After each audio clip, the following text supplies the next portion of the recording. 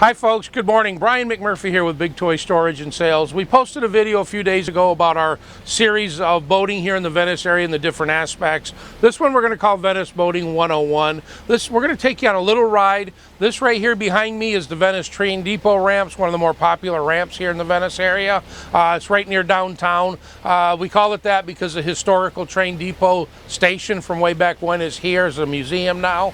So we're going to begin our run to the north. And we're just going to keep rolling, and I'm going to kind of point out some stuff about boating in the area, talk about different things. As we come up on markers, we'll talk about the markers, what they mean, different colors, different shapes, and it's going to give you a general overview. This video is not designed to give you navigation in the area to circumvent the Coast Guard or the Power Squad or anything. I think both of those courses are very needed, and they do a great job there. So do sign up for one of them. But this is just something so you got a general idea when you get here, what you can expect when you get on the water. So we are right now in the intercoastal waterway. We're headed to the north, and you can run this intercoastal waterway all the way to Tampa Bay, which is probably about 40-50 miles north. You can cross Tampa Bay and then go all the way north to Clearwater, which is another 20-30 miles to the north without going out into the Gulf of Mexico. So as we kind of come north here a little bit, we're going to see a few signs on the right as we approach them. Donnie can get a good video of them, and then we'll talk about what they are and different things like that. So as we approach this first sign, it says caution manatee area. Manatees are a very slow moving mammal actually, and they swim very near the surface. Again, they're very slow moving and they're large in size. They can get 200, 300, 400 pounds. So when you see these signs, you got to be very aware of them. Got to look for them. You're always going to be at a slow speed whenever it's a Manatee Zone. Be aware of them because you can literally run over them with your boat and cut them with the prop. Something we want to be very aware of. The next sign we got coming up on the right is idle speed, no wake. And generally on this coast, in this area, we have 4 different speed zones when you're in the intercoastal waterway. We're going to have this idle speed, no wake. Basically, that is idle speed. It's defined pretty much as a speed you would dock a boat, or what we're doing now, which is probably 8-9 miles an hour. If we look to the right, we can see a channel that goes off our main channel, and you can see there it says slow speed, minimum wake. When you go to a minimum wake, that's a little bit faster, but still not producing a lot of wake off the back of the boat. How that's been described to me by law enforcement is minimum wake is the power you can apply to a boat and not have the bow wanting to come up. So if you pull the throttle off and the bow wants to settle down, then you're going a little too fast for minimum wake speed. That's how it's been defined to me by law enforcement again. So we are now heading under the North Bridge. If somebody trying to get their bearings is where we're at. This is US 41. This is the North Drawbridge off or on the island. We can see the markers on the right. We call this Hatchet Creek Bridge. See the markers on the right? It's got a tape measure, so to say, on the side. That tells you how much clearance you have from the water line to the bridge. And then you've seen the sign on top of it that says add additional 3 feet, I think it said, to the center. So that would be clearance at the edge. Each one is a little different, very clearly marked as to what different depth they're giving you, or actually height, my apologies, and then how it's measured. Hear a little bit of noise from cars going over the drawbridge. So as we come under here, you can see right here is the Marine Operations Center. Venice PD, FWC, and Sarasota County Sheriff use this facility. You can see that's their office there.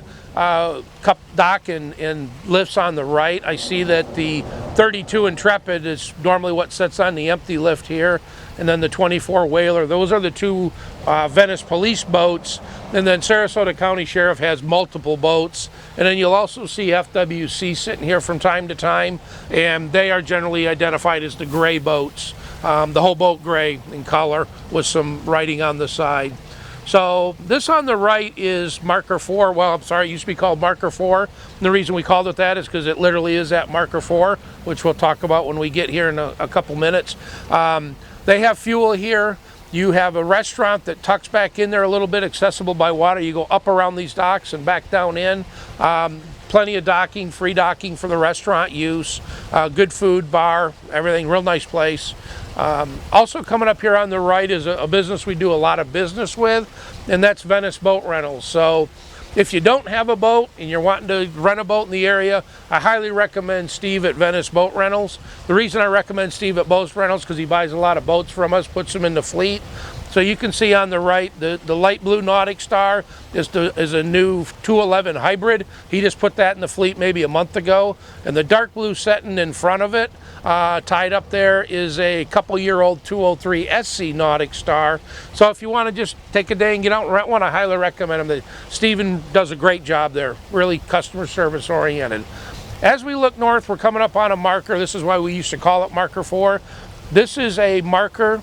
Obviously has a number 4 in it, and then you'll also have green markers on the other side of the channel. So when you're going northbound on our coast, the markers will be on the red markers will be on your right. They're also numbered sequentially. So like you see, that's number 4. This one's number 6.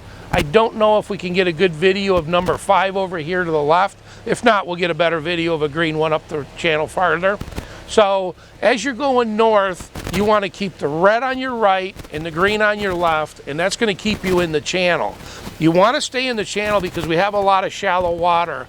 You can't see it now because we're on a really strong high tide, but just to the left of that green marker is a whole bank of oyster beds. And at low tide, you can actually see them. Right about now, they might be a foot and a half below the surface. If you run over there with your boat, you're going to have a big problem. So we want to avoid that. Obviously, I can see actually Venice PD coming at us here. Probably Officer Paul Joyce on the boat. That's who usually runs that, which kind of talk about Officer Joyce. I've also reached out to him, and we are going to do probably the second or third video we do in this series is going to involve law enforcement. We're going to sit down with Officer Paul Joyce. We're going to sit down with maybe Craig from Seatow and have some pointers and some stuff that we need to know about while we're out on the water. So back to talking about law enforcement a little bit. The 3 agencies that patrol our area quite regularly, obviously Venice Marine Patrol, they go several miles north and south from here. Second is Sarasota County, they go the whole length of the county, which is multiple miles each direction. And then after that, you got FWC. Those are the 3 that you will see present on the water quite regularly. So, and they do a great job. The men and women of law enforcement in this area do a great job. Good morning. Oh. Paul Freeman on that boat. That's not Officer Paul Joyce, that's Officer Paul Freeman. Another great guy. But anyway, as we go forward here a little bit more, we'll get back to law enforcement. I want to talk about markers as we come through here. You've seen how they were spread out as we come through, and earlier in the video you didn't even see markers. The way they space these is the narrower the channel gets to keep you from running aground or hitting objects, i.e. this dock, they will put the markers closer together to keep you in a channel. When you see the markers spread way out, you can pretty much assume that you have plenty of good water and you can deviate a little bit left and right. So as we come through here, we got another red 8. Again, these numbers go sequentially. As you're going northbound, they're going to go up in numbers. So that'll help you make sure you go in the right direction you want. And then if I don't know if we can get over here to this left sign and get that or not. This is one of our speed limit signs, and they post these signs a couple different ways. So hopefully we can get over here and get a good enough shot so you can read it in the video. This one is a 25-mile-an-hour zone, and underneath it you read the small print, slow speed, minimum wake, outside channel. That's pretty much standard for our whole area. When you're in the marked channel, they will designate your speed. Outside the marked channel in our area is always going to be minimum wake or no wake. This being obviously for the sea cows, running aground, that sort of thing. We do have a lot of shallow water in this area, so you can't just go run around. You can see over here I got a little mangrove island to the right. If you tried to head straight to the right for those docks, you would run aground. So what they would have in this case, as we get up further, we'll see it, there's actually a secondary marked channel to get into those boat docks.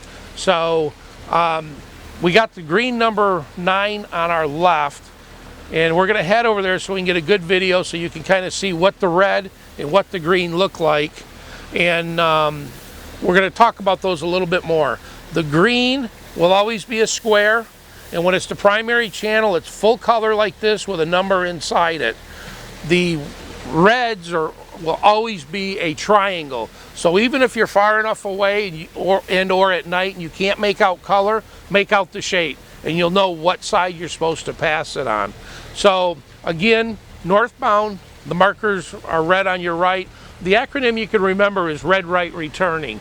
So when you come from the Gulf of Mexico into the intercoastal waterway, the channels are going to be on our coast. The red will be on your right and the green will be on your left as you enter the channel. As you're going north, it's the same way, and I always remember it because I'm from Michigan many years ago. If I was ever go back to Michigan by boat, the red would be on my right all the way back home. So it kind of helps you remember, because sometimes it can get confusing which way you're supposed to have those markers. So as we head up here towards this red number 10, again I repeat, these numbers will sequentially go up, and then we will talk about when they change over and why they change over. But you can see to the right there's a secondary channel going up. Now these are marked as the same shape, but they're not going to have the solid colors like these do. And the reason is that's telling you that's a secondary channel. They generally go to a point that ends, whether in this case it's the subdivision or it could be up a canal that goes up a few miles and then ends. You got to turn around and come back out. So this way you can see the difference in the red and the red, how they color it to clearly know you're not in a main channel. So bear that in mind. And you can see again when you go into that channel, the markers start all over. So red right returning, if we're going back home, red's going to be on your right, green's going to be on your left, although it's just the outline of the sign and the number. So bear that in mind. And then it will just go all the way up and terminate there because we've been in there. Coming up this sign here, Manatee Zone, 35-mile-per-hour water sports area. So this is the highest speed limit we have in this area in the intercoastal waterway. So this is a water sports area, so from my right to my left, this kind of triangle, so to say, you can do water sports in here. We don't do a lot of skiing, although some people do, but we do a lot of tubing, wakeboarding, that sort of thing. This is the area you can do it. You're allowed to go 35 miles an hour. The intercoastal we're in right now, as you've seen the sign earlier, we would be restricted to 25 miles an hour. And we're staying fairly slow here so that we can talk on the video without a lot of wind noise and trying to give you all the information we can as we go up through here.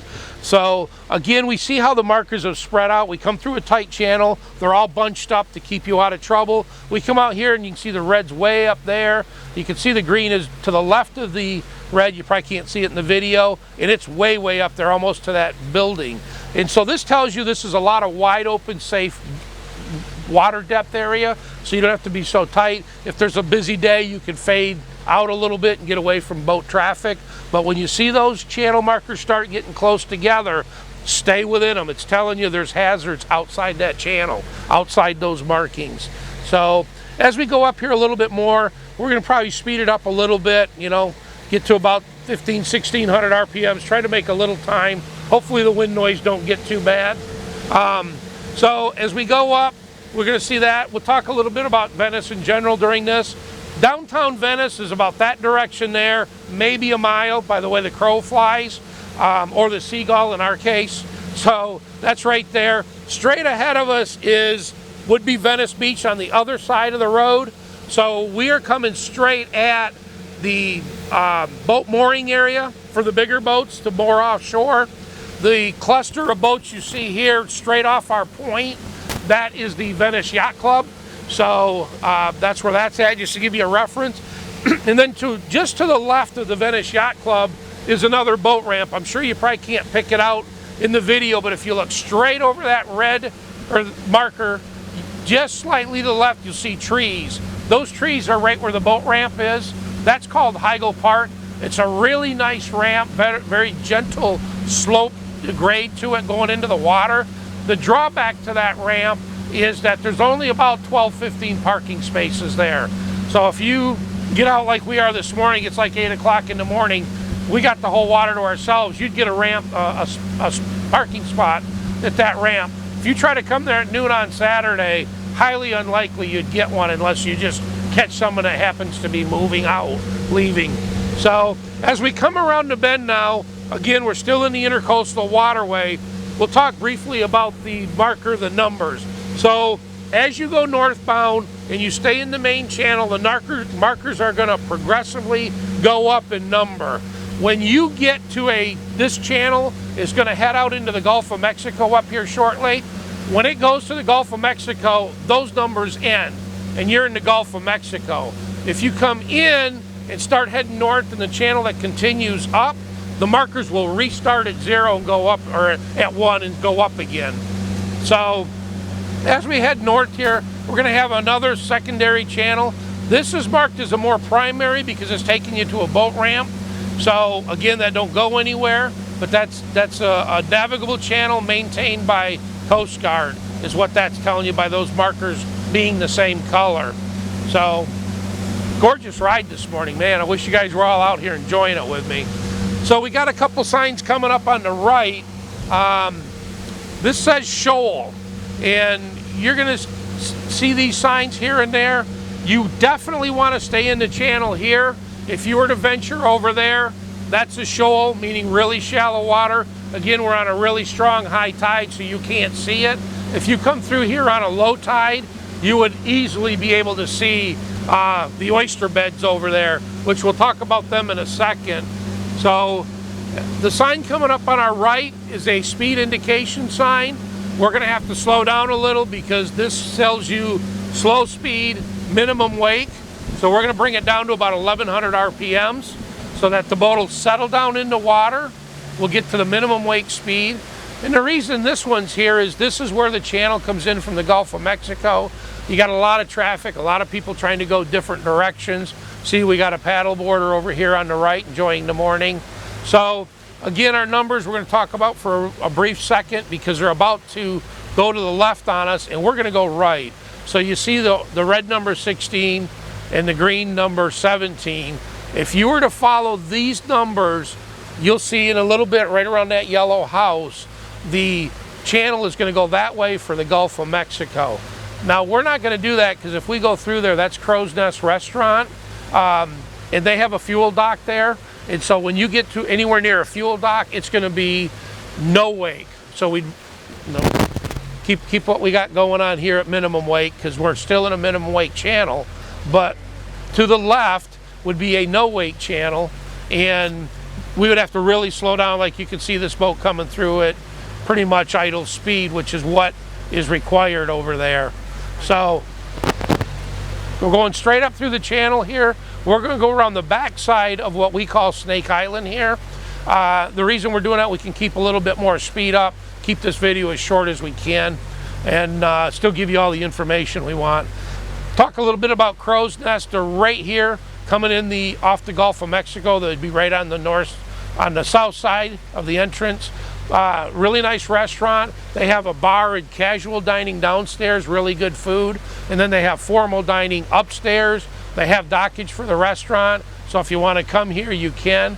We're going to make a hard turn to the right now. I want to get a couple more signs that hopefully we can get in this video. The one coming up here first is a secondary channel. You can see how the markers are marked and they're back to the hollow colored sign. Hard left now so we don't get up in here too tight. The one on the left says warning, local knowledge required. And the reason that these are the different color, not solid color markers, that they're white, is the Coast Guard does not maintain those channels. Again, they kind of go nowhere. Local knowledge required. If you're going to venture out of the marked channel, you got to do it at idle speed and very carefully. Again, we have a lot of shallow water here. You run your boat aground on an oyster bed, not only do you damage the oyster bed, you will do major damage to your boat. One thing you got to remember, if you do run aground on an oyster bed, then you got to be careful getting out if you have to push off, because these oyster beds are sharp. It's almost like walking on broken glass. They're in there at all different angles, and they're sharp edges. So don't get in barefoot. You will cut your foot big time. So as we get back to markers now, we're headed north still. You can see our numbers have reset. So we're down to 3 and 4, and we're going to head out in the Gulf here. But I want to point these markers out because now you're back to zero. So you know you've changed channels or you've passed an inlet. So if you head north, which we're not going to do, the markers will start all over and they will go up until you get up into Sarasota at this point to Big Pass, excuse me.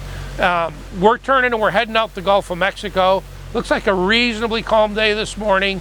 We'll see what it looks like and we'll kind of poke out this way. But I think that's going to pretty much kind of wrap us up. You know, this is again Snake Island. There's a shoal right here where he's at coming across. If you was just to go straight across at low tide, you'd probably run aground. So kind of in closing here for a few minutes, we're going to stress the importance of staying in the channel. If you're going to venture out, do it with extreme caution. You are allowed legally to venture out of the channel, has to be at idle speed, and again with extreme caution. Multiple videos coming up. Probably our next one is going to talk about the different boats and the different type of boating that we do here on this coast. And then we're going to get into a little bit about where you can go, distances, which just in general, our intercoastal will run all the way north, just north to Clearwater without going out in the Gulf of Mexico, and it will go all the way south from here to Fort Myers, dumps into the Caloosahatchee River, which dumps back out in the Gulf of Mexico. So even though it might be windy like it was the other day, it was crazy windy, 5-foot seas in the Gulf, we were still be able to get out and boat, run up the intercoastal, totally comfortable and safe. So that'll conclude our video. Stay tuned for the upcoming series. Thank you and have a great day. Again, Brian McMurphy, BigToy Storage and Sales, Venice, Florida, and Osprey.